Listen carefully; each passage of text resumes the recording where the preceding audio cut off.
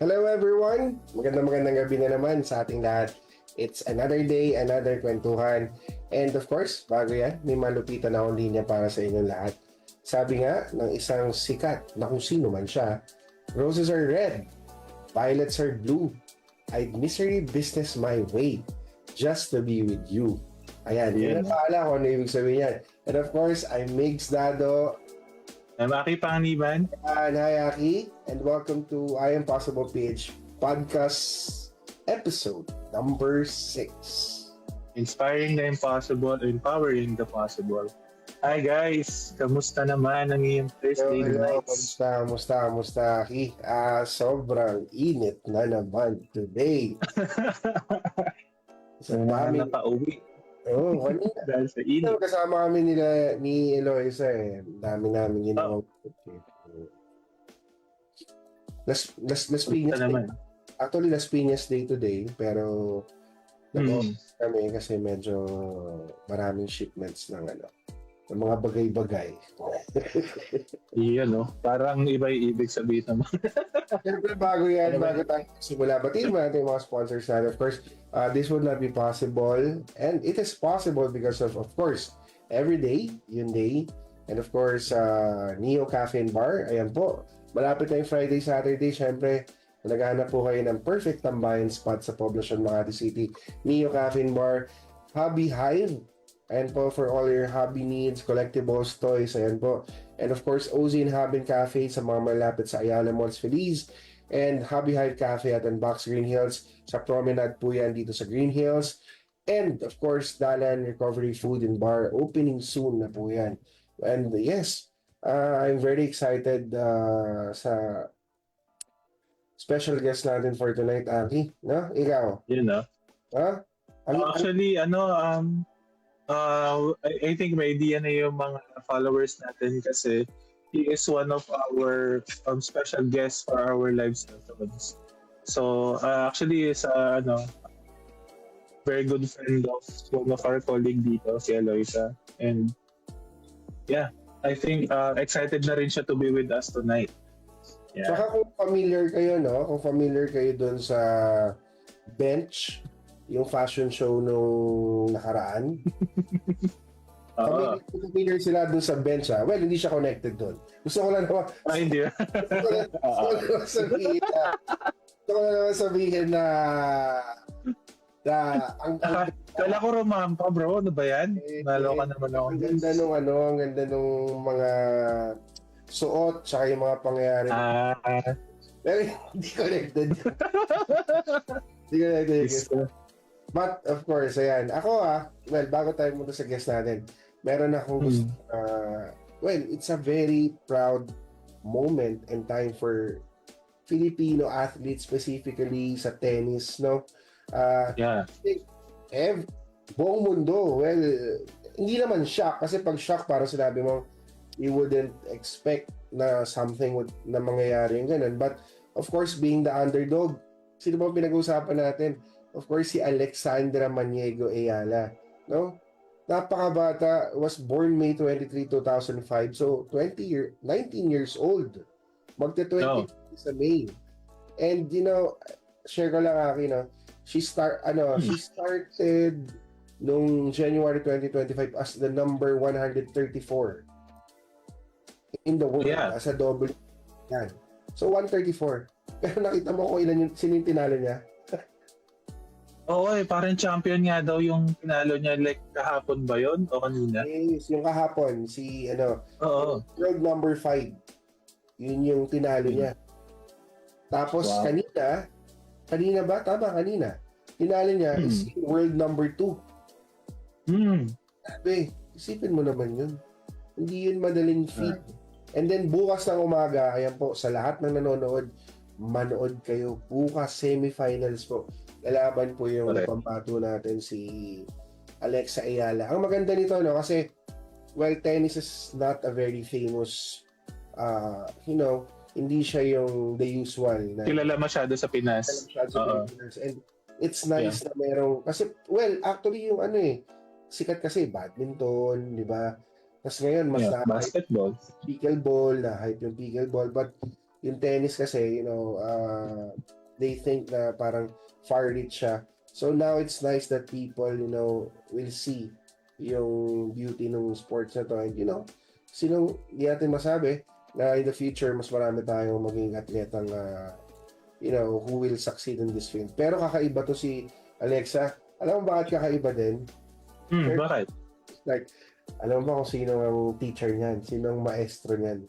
Kaya ginagawa. Teacher niya yung nagtitraining ba yan? Training sa kanya. Sino? Walaan mo. Manny Pacquiao?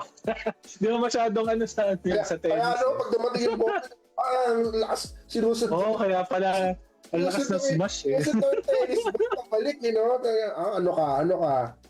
Oo eh. Sino ba? Sino ang teacher niya? Like Rafael yung Nadal. nagtitraining pala, I mean. Rafael Nadal. Yeah, familiar. Oo, Rafael Nadal. World champion ba yun? Isipin mo, Rafael Nadal, Okay. sa'yo. So, 12 years old pa lang to si Yala, nagtitrain na siya doon. So, Okay. medyo wild, yes. Nasa Mallorca, Spain sila nag-training. Tapos, nag-America din, So, ang daming, talagang, minuhusan talaga ng ininvestan talaga to be, a wonderful athlete. And then, syempre, kahit ininvestan ka, if wala ka namang determination and the will to win, hindi mangyayari yung mga ganitong bagay. So, it's a combination of everything. Gaano mo baka gustong mag-succeed at may marating doon sa pinili mong career o karera. So, I think it's very in line sa special guest natin, yung pag-uusapan natin tonight, because it's all about winning. It's all about susubukan ko yung walang assurance pero dahil gusto mong lumaban. So, kanina nga nakikinig ako ng Good Times with Mo sa Magic 89.9. Ang ganda ng mga topics nila, like, meron silang mga call na tinatanggap na mag-aalok sa kanila ng mga products. Susubukan nila kung bibilin nila. So, people from different field trying to win on their specific products, mga binibenta nila. Kasi ngayon, usong-uso na yung micro-entrepreneurs and yung small marketing, small SMEs. So, people are trying all sorts of things to succeed in life. And ngayon, syempre, sobrang proud tayo dahil yung ating special guest is also a person who wants to succeed dun sa karera niyang napili. And I think no better person to introduce yung guest natin. Of course, syempre si Aki na yan. Sagot na ako ni Aki dyan. Oo, ako naman karate. Lagi na lang. Alright, so to start off, so our special guest for tonight is a singer-songwriter, an OPM artist, and also a busker.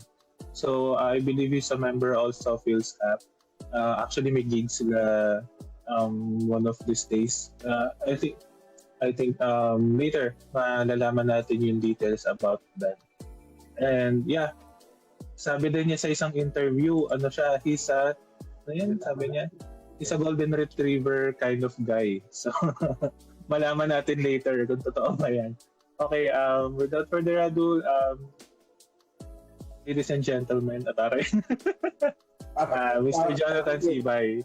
Hi. Hello. Good evening. Hello, Jonathan. Kumusta ka?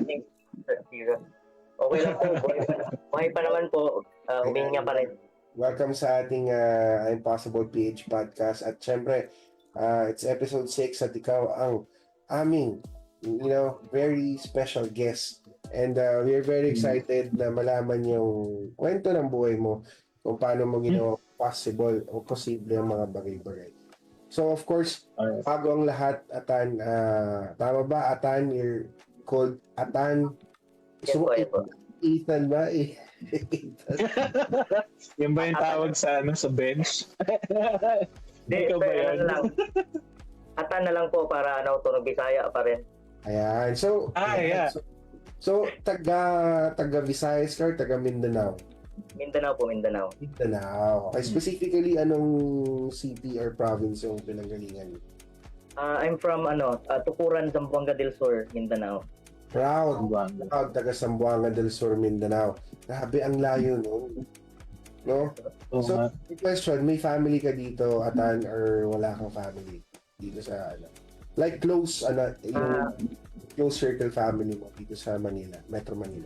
Meron po. Pamilya po nila Bonaobra, Vance Bonaobra. Dito po ako sa kanila. Okay. Sila po yung umampon sa akin dito. So, I mean, yung meron kang family talaga, like, I mean, diba, start biological from Mindanao. family, like magulang, kapatid. May relatives po ako, pero pinsan po. May mga So, pinsan po. hindi yun talagang Ako lang po mag-isa sa naman. ito lang talaga. So, ibig sabihin from there, pinili mong pumunta dito sa Metro Manila. So, I would say, safe to say na pumunta ka dito para ba saan? Maghanap ng work or para dun sa music career na gusto mong tahakin? Or maghanap ng asawa. Ay. For music po talaga. Music talaga. So, for Music po music talaga. talaga, so ibig mo sabihin, Nathan, nung nasa Mindanao, nasa Zamboanga del Sur ka, ginagawa mo na to, nagmumusik ka na talaga. Opo, actually po mula nung natuto ko magsulat, parang siyempre napapanood ko sa TV yung mga like Himig Handog, mga ganon, mga contest. Parang nakikita ko na parang kaya ko siyang gawin, so gusto ko siyang subukan. So yun yung nag-udyok po sa akin. Okay, dahil lang cut kita dyan. Dahil lang magit mo yung Himig Handog, gusto ko lang congratulations. Tumutugtog sa amin dati yan, Sabi ay Bistro, nanalo champion, si Tiara Shea. Yan, kaibigan ko rin. Ayan, si Tiara Shea, tumugtog na sa amin yan, kaibigan nila Miss Dada ng Blue is Yellow, si Ed, tsaka si Dada. Ayan, so tumugtog na yan sa amin before. Ang galing, napakahusay ng singer na yan. Tapos nagulat hindi ako nagulat. Nagulat ako sa balita, pero hindi ako magulat na mararating ngayon one day na yung pagsusulat niya kasi very determined talaga si Tiara. So, yun, congratulations, no? Nanalo siya. So, so sabi mo, tropa mo si Tiara Atan. Yes. It means na is she also one of the persons na tinitingnan mo na nagmo-motivate or nag-encourage sa'yo para maabot mo yung gusto mo? Yes. Kasi nagkakwentuhan rin kami minsan ni Tiara and sa songwriters camp ng Phil's Cup. Ayun nga, kinento na rin kung paano siya nag-start. Nakaka-relate din ako sa kanya kasi talaga, trinay lang din talaga niya nung time na yun. Oo, actually, ang daming usually, ilan mo na kailangan mo ipasa, di ba? Walang tigil and everything. Tapos, para sa isang pyesa mo na manalo, di ba? I believe si Aki, Aki, ano ba yung kanina mo pang gustong Ay, oo. Kay Atan Correct. Actually, na-interview na natin yan si Atan dun sa live sessions natin sa I Am Possible. Then, nakwento nyo lang just now na parang actually, hindi naman bago na yung storya nun, di ba bro? Like, hindi naman na bago yung storya na parang from Mindanao, from Visayas, parang they're trying their luck papunta ng Manila to pursue something like for career or just to provide. Like, ako kasi, gusto ko lang sanang maintindihan ano ba yung nasasakripisyo o yung takot na nararamdaman ng isang tao, especially as what you said, Jonathan, na parang pumunta ka dito nang wala kang kakilala masyado, and I assume na parang nag-venture out ka lang talaga. So, coming from Mindanao, which is a very different culture in Putusan. Like, kamusta yun? Kamusta yung journey mo given na uncharted sa'yo yung Manila? Meaning, hindi mo pa siya napupuntahan before? Opo, nung first time ko po talaga dito, sobrang bahala na, yun na yung iniisip ko. And then, nung time na yun, hindi ako masyadong natakot kasi parang determined ako nung time na yun na magawa yung bagay na sobrang tagal ko nang gustong gawin. Ang ano lang din, swerte lang din ako dahil meron, yun nga, yung pinsan ko, nandito nung time na yun. Sa kanila ako pansamantalang nakitira. And yun, search ng mga songs, mga contest sa internet dahil wala akong connection dito, hindi ko naman alam kung sino yung kakausapin ko, kung gusto kong mag-gig or gusto kong sumali sa mga ganito. So yun, trinay ko. Nagkataon lang din po talaga na nung time na yun, tapos na rin yung Himig Handog, tapos na rin yung ibang contest, and then may nakita lang po akong na Songwriters Camp naman, yung Element Songwriters Camp. So parang doon ka nagsimula. Pero given ba nung nasa hometown ka, nagko-contest ka na rin ba nun? O... Hindi po kasi nung sa lugar kasi namin, pag probinsya, alam niyo naman pag ganyan, mas mas mahilig sila sa sayawan. Oh. Kasi So, pag picture, baile-baile talaga yan, di ba? Tapos basketball, mga ganun. Ganun lang. Kumbaga, na-OP po ako parang yung feeling na nandito ka sa sarili mong lugar pero parang hindi ka taga rito dahil... Ang question ko, sabi mo very rare yung ganyan dahil usually basketball, negosyo, pagbebenta ng mga bagay-bagay. Tapos sabi mo nga, mga piyesta, mga politiko, ganyan. Usually sa probinsya, yan yung namamayagpag sa mga barang-barangay, di ba? So dahil wala masyadong makarelate sa gusto mo, dumating ba sa punto na kinantahan mo yung mga kalabaw tsaka mga ibon parang sa Snow White? Grabe, totoo yun. Totoo yun. Diba? Hindi ako nagbibiro. Sinasakta mo.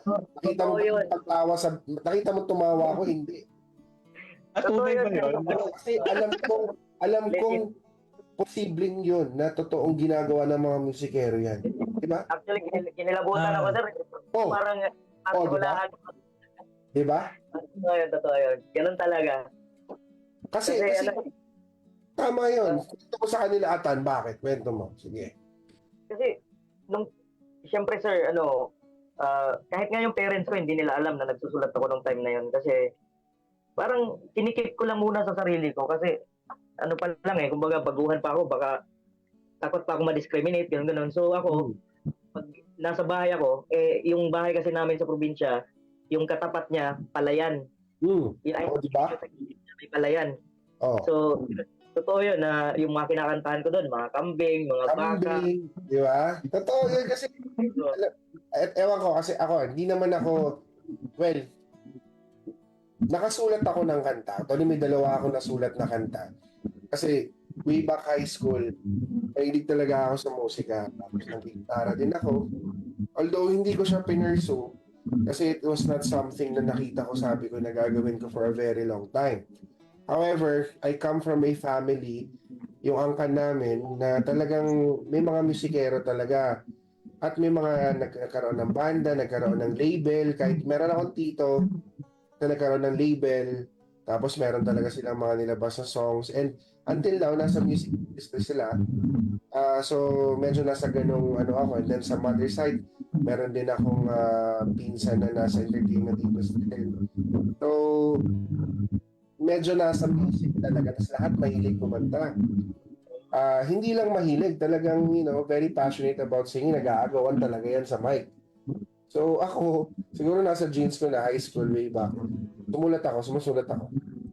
So, ang isang very, pag na-try ko nun magsulat, hanap ka ng lugar na talagang parang payapa Yes, Tapos, habang nasa lugar kang tahimik, ewan ko lang, not for everybody, but hahanap ka ng ng solemnity, ng katahimikan para ma-absorb mo lahat na naiisip mo. Pero, yung surrounding lang yung tahimik, pero yung utak mo, ang ingay punong-puno ng lahat ng naririnig mo, di ba?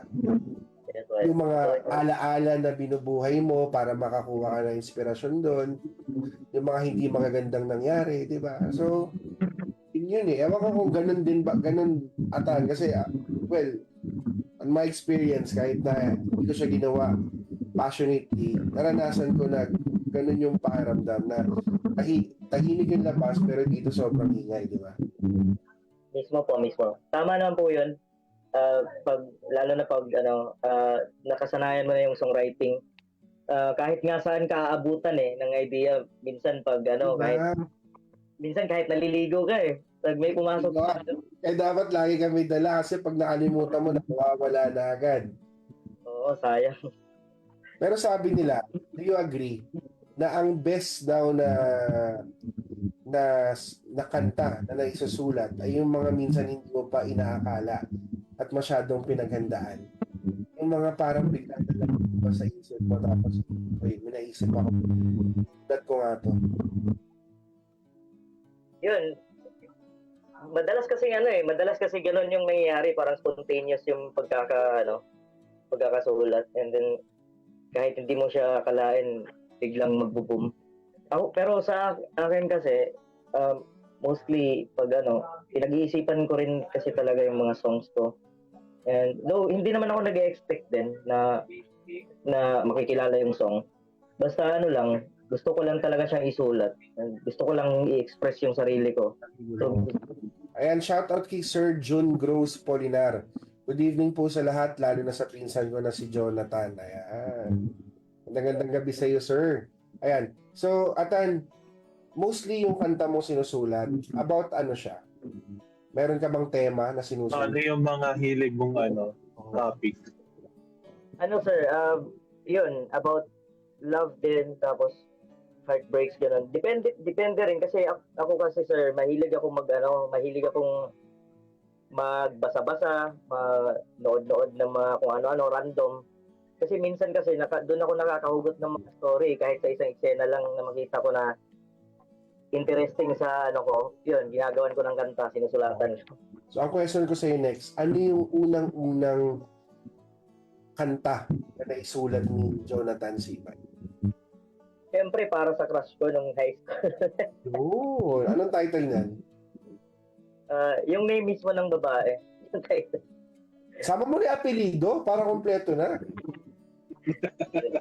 Anong pangalan ng babae? Kasi nung time na yon, Hindi, sagutin mo kami anong pangalan, huwag iba-ibayin yung kwento. kaya yung ko kasi dati, akala ko, yung pangalan niya, Patricia. Oh, hindi pala. Hindi pala. Pero yun yung nagawa kong kanta, Patricia. Pero, Pero mo sumulat ka na, mali pa, no? Pangalan. No? Hindi mo tinanong. Torpe ka ba? Torpe kang guy? So, ang title, Patricia. Patricia. Okay. Sige nga, pwede bang masampulan mo kami ng linya kay Patricia? Bisaya okay lang pa. Kahit in check pa yan, walang problema sa Sige.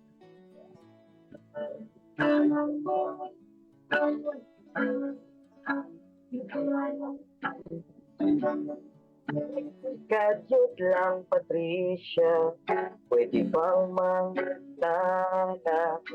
Ganus abang katapusan nga ning katawa ang imong mata. Kung sa bagyo'y problema, ano bang naghilak ka? Dili pa pwedeng istorya di mo sa ako. Verse lang yan okay na ba yun? Okay yun. Iyon, no? Solid. So, para ka palang si Taylor Swift, no?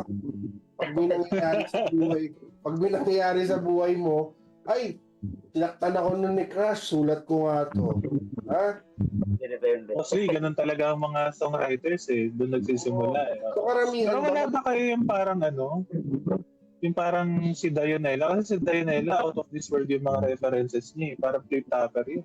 Oo, ano nga yung Parang ganun na yung meta ngayon, bro, no? ano nga yung una ni Dionela kanta? Oo. Di ba Hindi nauso yun ngayon? Oo, nauuso siya. Tumahimik ka ngayon syempre. Ayun yung hot shot running in my non-stop vertigo, di ba? Yeah. Oo, yung may vertigo. Ipat ethanol. Sinisira ulo ng mga tao yan, ginagawang meme. Sira ulo. Tapos yung Marilag, ginawang Marilaw. Bulacan? Pero nga ako napanood na meme mo, nakakatawa ay video. sobrang traffic sa Marilao, tas Marilao. Ginawa ng parody. Oh. Ano Minsan, hindi niyo ba na-try yun? Alagay, Anong Marilao. reference? Ang haba ng traffic sa'yo'y ibibinta. Nakapag-try din naman kasi yun nga sa banda namin, project band namin, yung Taguro Brothers. Mostly ganun yung ginagawa namin. And yun, trinay ko din. Taguro? Taguro. Ay, bago kayo magpilastos dyan, shoutout muna kay Eloisa, nanonood syempre, nanonood ng Reyna ng Encantadia. Shoutout si Eloisa. Ang haba daw ng hair. Dramatic nung hakin sa buhok. Actually, Eloisa, merong Jisoo Live sa harap yan, mahangin talaga. Para... Sponsorin, charot. Baka naman, Jisoo, bigyan na natin si Atan ng Jisoo Live, ha? Oo nga. Sana. So, meron ka na kantang masaya, Atan. Ayun. Masaya? Oo. So, yun ba yung Mala Jonela yung atake? Yan, sige nga. Baka meron. Parinig nga ako ng hot shot running in my mind, non-stop vertigo.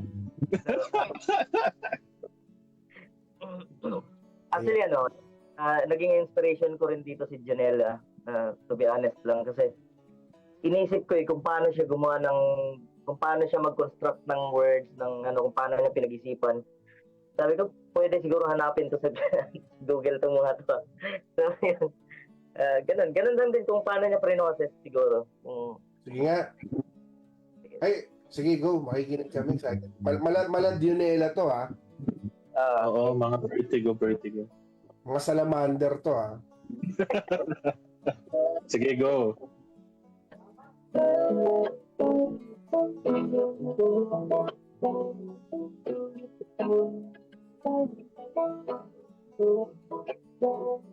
Kasi mabilis pumutok ang aking amygdala, pero nag-iba aking demeanor bukas ang makilala ka.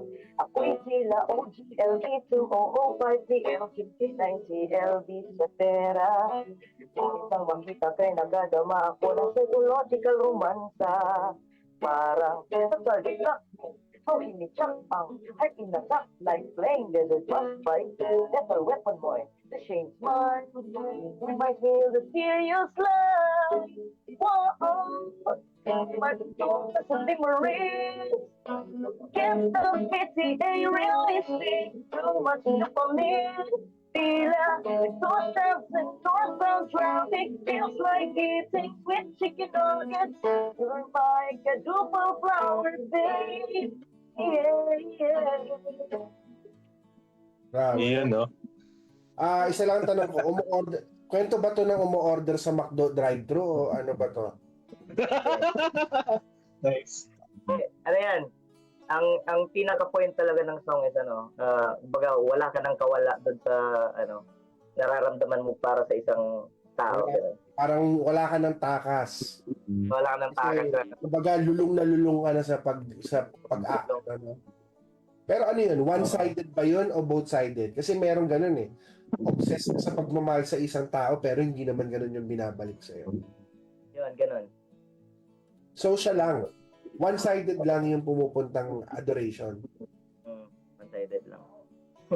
So from afar. From afar mo so, ayan, Ako naman ako dun sa lyrics eh. Kasi, alam mo, si Migs, may medical background. So, isa sa mga narinig ko yung amygdala. Yung part ng utak. Galing. Speaking of... shoutout muna Sir Sunday Mercado, watching from Istanbul. Ang far talaga. Ay, buhay pa pala to si Sunday Mercado. Kamusta? I love your game daw. Ano yan, nagpapang... Siyempre. By the way, question. Pasok tayo sa buhok. Ano yan? Parang... Kasi di ba sabi nila pag artist daw parang meron daw na ano yun, parang distinct na look. Parang, nagpa-short hair ka na ba before?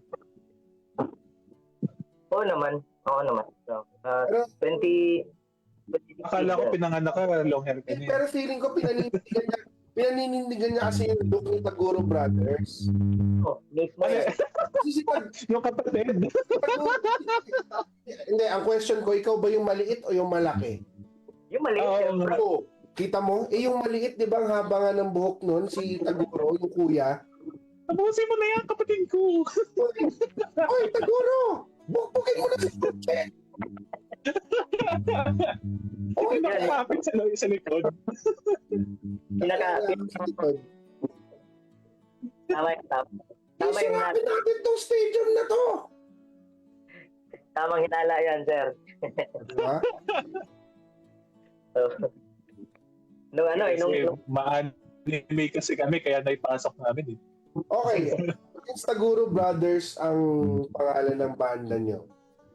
Okay, since yun ang pangalan, nailabas nyo na ba ang 100% ng lakas? siyempre, pag nagpe-perform kami sa stage, lagi namin binibigay yung 100% talaga. Yan. Yun. Kaya namin yung Solid. binibigay yung lahat namin. Sabi ni Sir Sandy Mercado, gawin mo yan dito sa Mindanao. Saan sa Cubao? Gawin mo yan dito. Paano ba na uso yung COVID na hinayupak na yan, no? May tao talaga, no? Ang tataba ng utak talaga, no? Kasi yan, nagsimula, ewan ko para sa free talk ata yan, parang batas ng Mindanao. Doon ba nagsimula yun? Atan, tanong ko lang, Atan, sa Zamboanga del Sur, sobrang higpit ba doon? Hindi naman. Hindi naman. Yun nga, yung mga sinasabi naman, parang dito lang din naman sa Manila na Parang ganun din. Oh, Talaga mga tarantado lang talaga itong mga tao. siguro dahil nalilabel lang kami na delikado siguro dahil sa lalo natin na sobrang daming war na nangyayari doon. Pero hindi naman Yan. hindi naman ibig sabihin. Siguro. Pero grabe yung resilience. Kasi ako, I admire everyone. Kasi ako, yung mga people from Mindanao, yung mga kakilala ako dyan. Kasi sobrang sisipag talaga. Very resilient sa mga bagay-bagay. And I know, kasi yung mga taga-Visayas ko ng mga kaibigan, very creative din. Kahit yung mga into music, yung pinag-uusapan natin, yung mga artist na kilala ko from Visayas. Well, alam mo ba sa Visayas, specifically sa Negros, ang hilig nila sa reggae. Yes po. Sobrang reggaeton talaga yung bagsakan, yung datingan talaga ng ng kantahan. Very ganun yung vibes. Parang tambay ka dito, tapos join lang. Ganun ang inuman sa sa Negros eh. Walang plano-plano, basta na lang magkikita-kita, tapos reggae lang ang puhunan, panalo na. Diyan sa inyo, sa Zamboanga del Sur, Atan, ano yung usual jive nyo ng inuman at tambayan? Anong tugtugan nyo dyan?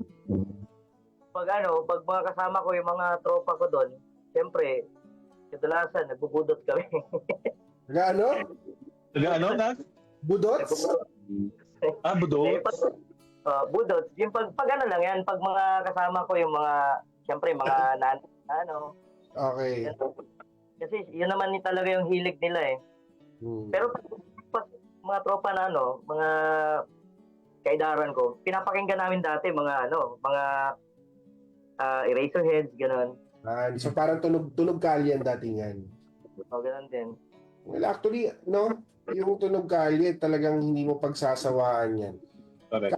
Kahit saan ka pumunta, kahit mag-joyride ka, kahit na nag-aantay ka sa kapihan, nagmi-meeting ka, nag-aantay ka ng meeting mo, ka-meeting, or simpleng inuman, tambayan kasama pinsan, kaibigan, tropa, trabaho. Yung tunog kalye, kahit saan mo isalpak, pasok talaga sa mood. Ako, curious ako. Like, doon ba sa lugar nyo, Jonathan? Kasi, di ba sa Cebu, iba ang music scene doon eh. Medyo doon, tawag dito, metikuloso. Doon ba sa lugar nyo sa Zamboanga, unang-una marami bang musikero sa lugar nyo? Pangalawa, ganun din ba sila? Like, may standard talaga pag sinabing tutugtog or banda or musikero ka, dapat may certain standard kayo. Uh, sa probinsya namin kasi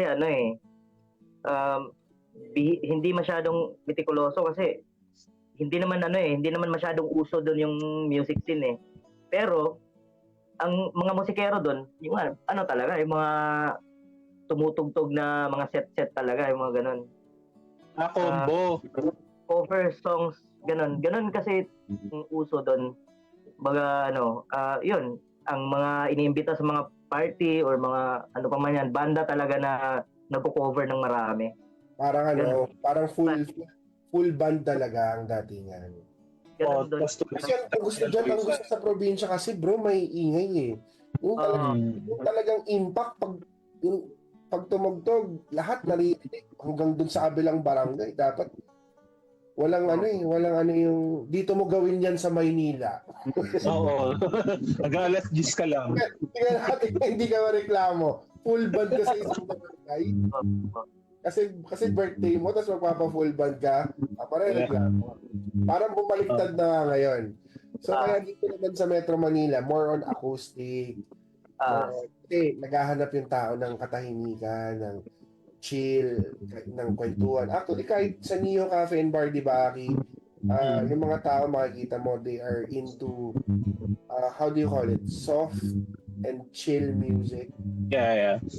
Medyo makakapag-usap pa sila, makakakain sa together. Parang ginagawa nilang pampasarap ng hapunan at kainan at inuman yung musiko.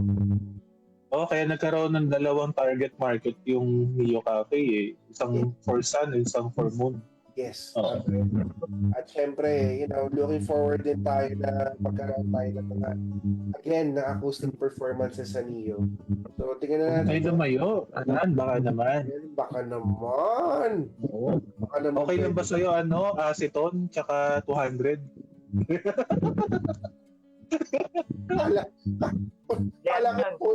Kala ko po. Hindi. Medyo mahal yun eh. Basta sabihan nyo lang ako ng magandang source. Source of music. Oy, sakto meron dong kapihan ng pangalan, ganyan talaga yung pangalan, di ba, Aki? Source? Hindi, yung good shot. Pero naka-sensor yung isang letra. Ayan, ito na ang question sa'yo, Atan. Sa buong pag-ikot mo, actually, ang dami mo na naikot na bars, ang dami mo na naikot na mga events, ang dami mo na napuntang lugar, nakakolaborate sa ilang artist. Kahit kailan ba, may nakasama kang pangalan, Eugene? May pasok ko pa yun. Saan malaman? Kasi mga ganon. Basta yun. Iba. Meron, si Eugene Layog. Nakasabay ko yun. So, meron talaga? Meron, sineryoso niyo yung sagot. Meron talaga. Hindi isama yun sa banda niyo. Ang ganda nun. Meron talaga. Yung bakbakan kayo sa stage, di ba? Meron na plano sa namin, future gig namin, Taguro Brothers Taguro Brothers versus Eugene's. Di ba? Ate, kala mo, ito lang ako sa'yo. Alam mo, sabi ko muna. Parang iba yung meaning ng Eugene's eh. Lahat sabi ko kanina tinatawanan ni Aki. Kanina, minention ko yung mala Snow White na pagtugtog ni Atan sa mga ibon, kalabaw, kambing, tinawanan mo. Pero totoo palang ginagawa talaga ni Atan. Ngayon, tinawanan mo na naman ako kung meron siyang collaboration na pangalan Eugene. Tinawanan mo rin, pero meron pala talaga. Tama. Alam mo, yan ang problema kasi. Di ba? Akala nila nagbibiro tayo. Pero, Hindi, seryoso. shout out dito kay Sir Boss Rolly Dado. Bossing. Ayan, Boss Rolly, magandang gabi po sa inyo. At sabi ni Sandy Mercado, Sub-Saharan Mindanao. Yun. Ano yun? Hindi ko gets yun. Ewan ko sa kanya, taga Dubai naman yan. Huwag nating pansinin yan, taga Dubai yan eh. Oo yan. Dubai? Gawin mo yan sa Dubai mag-isa. Doon ka na tumira sa piling ng mga camel.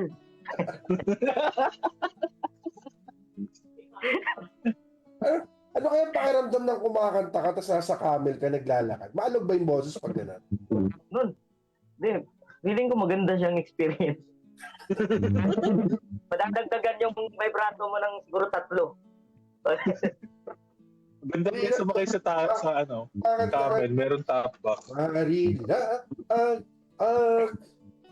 Ang boses mo, no? Pero alog mo, depende sa lubak na dinadaanan ng camel.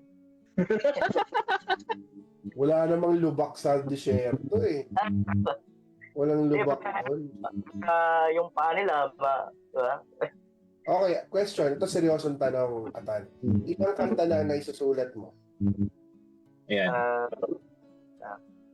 May songs ako na naisulat based sa pinapanood ko sa kunyari sa YouTube meron ako napapanood na mga episodes, tapos may nakita akong mga scene doon na interesting, so gagawin ko ng song. And yun, ginawan ko siya. Mga in total lang, ilan? Yung mga kanta, in total, lahat ng naisulat mo. Siguro 100 plus na siguro. Ay, grabe. Parang meta yun sa kanila. Feeling ko siguro, ano na yung pinakamalapit? Ano yung pinaka masasabi mong malayong narating na kanta mo sa industriya mo? Malayo. Yung tala yung pinaka Pwede pong marinig naman namin yung tala. Pasample naman yung tala. Actually, kinanta ko na siya sa sa natin sa ng live sessions. Yun. Parinig natin sa mga viewers natin. Sigurado. Atan, kahit siguro a cappella na lang. Medyo umiibabaw yung sige. Yung gitara. Ika'y bituin na nagniningning sa aking paningin. Tinitingala kita at hinihiling sa kalangitan na sana balang araw ika'y mahulog sa aking mundo. Yan. Grabe, solid. Ano yun? First chorus yun? Verse yun. Actually, yung song na yun, tula kasi dapat yun, tula. Parang siya na dire-diretso. And ginawan ko lang siya ng tono din after. Kaya yung lyrics ng song na yun, pag pinakinggan mo, walang nauulit na parts. Yung verse, hindi nauulit yung refrain, yung chorus. Tapos diretso na. Ganun. Kasi tula siya mula umpisa hanggang dulo. Ginawan ko lang ng tono. Kaya ganun yung... Curious ako, paano mo siya, sa mga kanta mo, paano yung method mo? Kasi may iba kasi na nagsisimula sa chorus, yung iba nagsisimula sa tono, yung iba sa lyrics. Yung sa'yo, paano yung method mo? Actually, na-try ko na lahat ng process may mga songs ako na nagsisimula sa sulat lang. May songs na nauna yung melody, and meron naman sabay. Yun, depende rin sa kung ano yung una kong maiisip, yung melody or yung lyrics, ganun. Okay. Pero ngayon, mas ako sa process na nauna talaga yung lyrics kasi sobrang importante sa akin yung na mas isulat muna bago ko siya gawa ng melody. Ganun na yung madalas kong ginagawa ngayon. Yung kasi tayo pag singer-songwriter ka kumbaga nakakapag-adjust yung melody pero grabe bagay yung boses niya kasi may may soul may kaluluwa yung boses So, alam mo, hindi ka ba nadidikit yung boses mo kay April Boy? Ako naman yung tatawag. Parang Honey My Love So Sweet. Pwede magsampulan mo kami ng isang April Boy, brother. Isang sample lang. Yung chorus yun, lagi na lang. Okay, ayun, yung mataas doon. Oo, taas doon. Kahit sino ka pa, basta't mahal kita, lagi na lang ako sumusunod sa'yo. O giliw ko ako ay pakinggan mo, honey, my love, so sweet. Uy, ang sarap. Tapos may mga ilaw. Mga bubulag sa yung ilaw, no? Oo, tapos di mo kita yung pagkain. Mula kita yung mga nagbi-bill out, no? Pag mga tita na yung nakikinig sa akin na alam si April Boy. Oo, pasok yan. Matik yan. Hindi kasi powerful yung voice mo eh. Tapos ewan ko, parang yun nga, sabi ni Migs, may soul. Parang talaga, ghost fighter. Ngayon, Atan, ang question ko naman, kasi maraming manonood nito. Hindi lang yung actual na nanonood ngayon. Ang maganda sa podcast natin, hindi natin siya dinisenyo na ay, good lang yan pag ngayon ka nanood. Actually, ang maganda kay I Am Possible PH Podcast, it is designed na kahit after, example, mamaya, hindi ka gaya pa panoodin mo, you want something na may makukuha kang, matawa ka ng konti, at the same time, matuto ka. Yeah. May mga manonood ng mga musikero, mga manunulat. Sabi nga, ayun, shoutout kay Boss Rolly, isked na yan sa Neo. Ayan na. Yun, no? Yan na yun. Yan na yun. Sige, schedule natin yan sa April, Huwag na natin patagalin. Pag-usapan natin pagkatapos ito. Okay, balik tayo. Ano naman yung gusto mong ibigay na mensahe doon sa mga aspiring na mga manunulat katulad mo na huwag natin sabihin yung term na umaasa, pero more of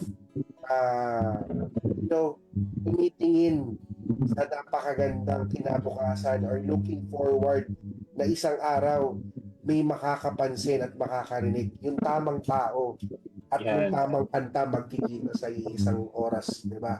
At duga. Yeah.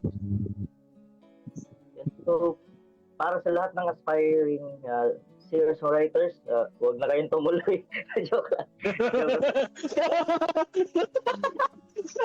Grabe, diretso. Guys, maraming salamat. Ako si Mix. Ito si Aki. Pagkita-kita tayo. Finish na guys. Finish na. Joke lang. Go. Ayun, tuloy niyo lang yung craft nyo, i-practice niyo ng maigi yung mga ginagawa nyo. Dahil pinaka-importante rin naman kasi, lalo na sa akin is, yung masatisfy mo yung sarili mo sa sulat mo. Yun, and ayun, wag ka lang masyadong kung sabihin mo na, di, ito, para sa akin talaga to, wag mo masyadong asahan yung ganun. Kumbaga, gawin mo lang siya, and ayun, ng mga tao na a circle of people na sigurado ka na makakatulong sa'yo. Kasi ako, may mga rin ako dati na medyo tagilid talaga. So, ayun, piliin mo lang yung mga tamang tao na sasamahan kasi kahit sila mismo din, pwede kang tulungan, pwedeng punan yung mga kulang sa'yo. So, yun. Grabe. Knowing yung story ni Jonathan tsaka ng grupo niya, talaga nagtutulungan sila. So yung isang photographer, parang, makakatulong ako sa mga content. Yung isa naman, magaling mag-mix. So talagang tulungan sila. Talaga, ghost fighter talaga. Kasi, magugulat ako kung si Alfred yung katulong nila.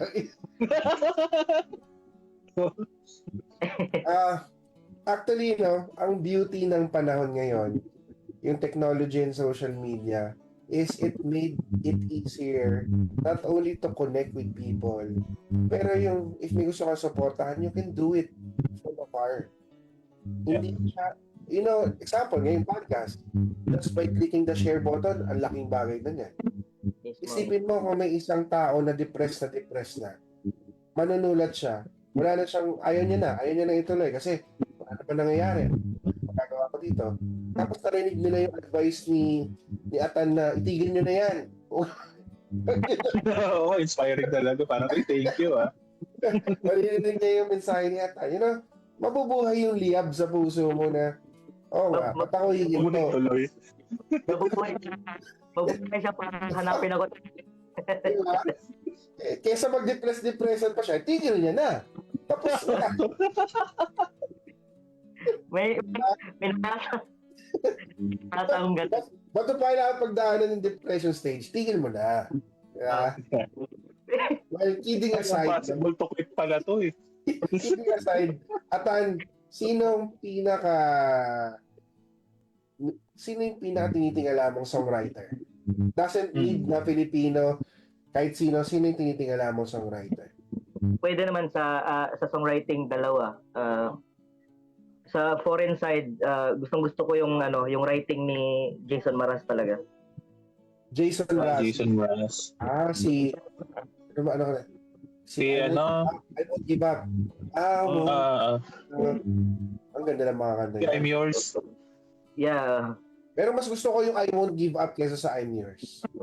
Maganda din. Kasi nung mga panahon na medyo down ka, sarap pakinggan nun eh. Kasi iba inisip pang relasyon lang yan eh. Pero more on buhay eh, yung kwento. Alam mo ba yung nun, Atan, ba yung linya ng I Won't Give Up? Hindi ko masyadong I'm Yours. Alam mo yung I'm Yours. konti. Pero iba kasi yung mga songs talaga na pinapakinggan ko sa kanya.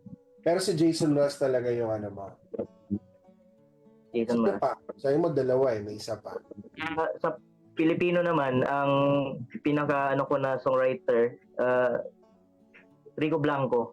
Pagdating sa Rico Blanco. Ako, si Aki din magbibigay. Ako international, si John Lennon. Sobrang solid lahat ng nulat niya. Iba talaga. Tapos dito naman sa OPM, si Sir Noel Cabao. Yun na rin. Kahit nung time na hindi ko pa naminit si Sir Noel, high school ako, araw-araw papasok ako sa eskwelahan. Pinakikinggan ko yan talaga lahat ng yung mga solid niyang kanta pinakikinggan. Saka sobrang yung, alam mo yung feeling mo pag pinakinggan mo yung mga sulat ni Sir Noel, parang ang bagong gising sa umaga. Yeah. Parang kulang na lang kape, tapos kausap mo yung mga ibon tsaka yung mga ganun ka peaceful yung pakiramdam sa mga kanta ni Sir Noel. Ikaw bro, Aki, sino mo? Masyadong complex eh. Kasi honestly, ang base talaga ng music ko is Japan. Kaya metal talaga yung paluan ko sa drum. Ashino, in the Nakongo, Gogoshi. Parang gano'n. Oo, kaya siguro ako sa songwriter. Kasi ako nung una, hindi naman sa si Eloisa gusto ko yung songwriting niya. Eloisa. Si Eloisa. Then sa foreign naman, si Capaldi, yeah.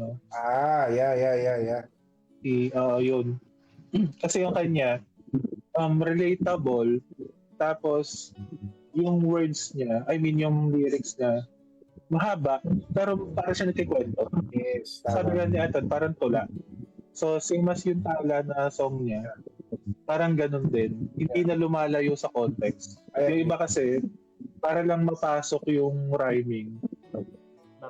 Nasa-sacrifice yung song per line. Yun. Grabe, sobrang solid. So, gusto ko silang bitinin, para sa April, puntahan po nyo si Atan sa Neo Cafe and Bar. Masaset po natin si Atan. Mamimit nyo po ang Taguro Brother. Yeah. Siguraduhin natin may guest list tayong pangalan, Eugene, Alfred, Vincent. Para sa barkada. Yeah. Di po natin. Aki, yan ang assignment mo, maghanap ng guest list na may pangalan ganyan. Para pag dumating, guys, magandang gabi at bago tayo magsimula. May maglalaban muna. Sa kaliwa, sa kanan to. Sa kanan to! Mula sa team ni Eugene! Simula, galing pa ng Marikina. Dapat ganun yung host sa gabi na yan. Dapat ganun yung host sa gabi na yan. Siyempre, hindi tayo magtatapos ng wala kang handog na pwede pang bigyan ng patapos na kanta. At awitin ating mga mahal na viewers dahil maniwala ka mamaya, gagamitin nila, makikinig sila ulit, papakinggan, manonood sila yan. The stream is all yours. Yes. Papalakpakan po natin si Jonathan Sibay. Ayan po. Okay, so dahil na sabi ni Sir Aki kanina na mahilig sa Japanese na music. So itong song na to medyo nalalapit na rin siya sa pagiging Japanese. Ayun. So sinulat ko to for Hindi pala. Sorry. Patay ka mamaya. bro, para ganito. Because, Bro, kaya yung background to. Ayun. we have blurred. Sige, sorry. I-blur ko yung background ko para bagay game. Ayan. Mahirapan ako kumanta. Hindi. Hindi, sige, alisin ko na para hindi ka matawa. Ayan. Lalapit na rin siya sa pagiging Japanese. So, pagtsagaan niya na lang. Para sa Taguro Brothers. Actually, ito yung ipiperform namin sa Phil's Cup ngayong 30. This month. So, yung title nito, The Kilab.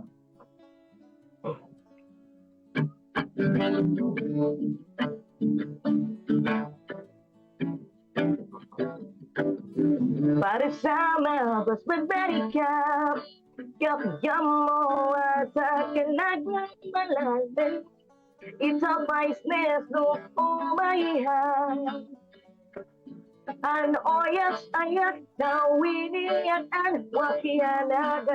Wakiana galat Samuaho at abas wabalatan Urara ganito ba alat na mas gapa Lamang ka ari-bari pag napapyan Anito bang orit kalap yung abiyas ka Di magaling gomitak Ano bang nasa anaptag na mo